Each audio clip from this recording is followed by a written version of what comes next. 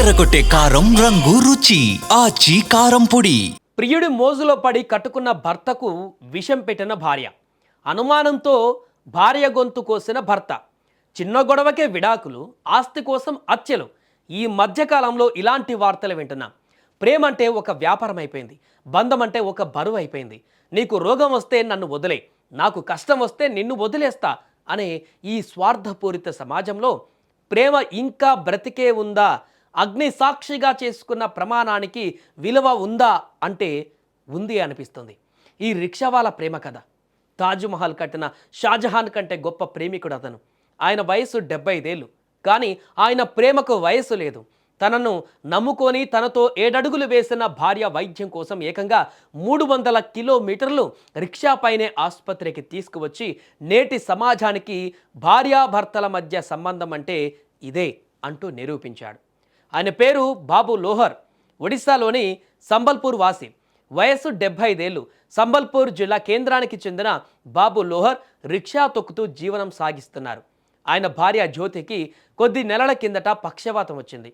స్థానిక ఆసుపత్రిలో చికిత్స పొందినప్పటికీ ఫలితం లేకపోవడంతో ఆమెను సుమారు 300 కిలోమీటర్ల దూరంలోని కటక్ ఎస్బి వైద్య కళాశాల ఆసుపత్రికి తీసుకువెళ్లాలని లోహర్ నిశ్చయించుకున్నాడు.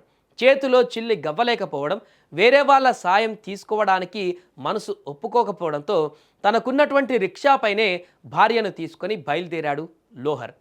పగలంతా రిక్షా తొక్కుతూ రాత్రి వేళల్లో ఏదైనా దుకాణాల వరండాలలో లేదా చెట్ల కింద సేద తీరేవారు.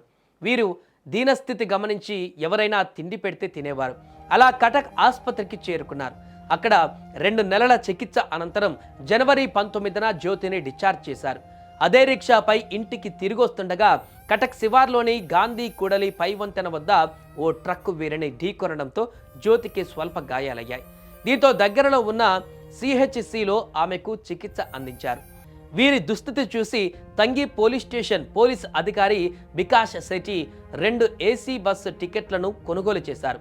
అయితే ఆత్మగౌరవంతో బతికేటువంటి లోహర్ ఆ సాయాన్ని సున్నితంగా తిరస్కరించి ఈ నెల 20న రిక్షాపైనే మళ్ళీ ప్రయాణం మొదలుపెట్టాడు లోహర్.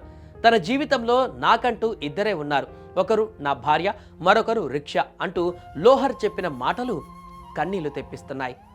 చూసారా లోహర్ గొప్పతనం?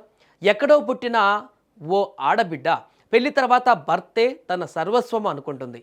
అతనితో 7 అడుగులు వేసేటప్పుడే 7 జన్మల బంధం ఇవ్వమని కోరుకుంటుంది. చచ్చేంత వరకు భర్తనే దైవంలా కొలుస్తుంది ఇల్లాలు. కానీ నేటి సమాజంలో చిన్న గొడవ కారణంగా పవిత్రమైనటువంటి భార్యాభర్తల సంబంధాలను తెంచుకుంటున్నారు, తెగదెంపులు చేసుకుంటున్నారు. అలాంటి వారికి లోహర్ జీవితం ఓ పాఠంలా మారాలని కోరుకుందాం. ఈ వీడియో పైన మీ అభిప్రాయాన్ని కూడా కామెంట్ రూపంలో తెలియజేయండి.